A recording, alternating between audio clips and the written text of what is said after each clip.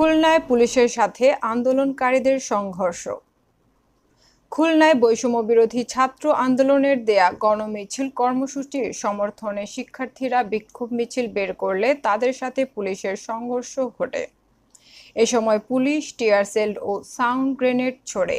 দুপুর 2:30টার দিকে Khulna new market এলাকা থেকে মিছিল করে প্রায় 300 থেকে 400 মানুষ খুলনা জিরো পয়েন্টের দিকে এগিয়ে যেতে থাকে। এ সময় শিক্ষার্থীদের সাথে সাধারণ মানুষকেও দেখা যায়। শহরের কয়েকটি এলাকা ঘুরে জিরো পয়েন্টের কাছে খুলনা বিশ্ববিদ্যালয় এলাকায় অবস্থান নেয় তারা। জিরো পয়েন্টে সাঁজোয়া গাড়ি, জলকামান সহ পুলিশের ব্যারিকেড ছিল। এক পর্যায়ে দুপুর 3:30টার দিকে পুলিশের সাথে উপস্থিত বিক্ষোভকারীদের সংঘর্ষ শুরু হয়। এ সময় পুলিশ টিয়ার সেল ও সাউন্ড গ্রেনেড ছুড়ে বিক্ষুব্ধকারীদের ছত্রভঙ্গ করার চেষ্টা করে। বিক্ষোভকারীরা এ সময় পুলিশকে লক্ষ্য করে ইট পাটকেল ছোড়ে। দুপুর 3:30টা থেকে বিকেল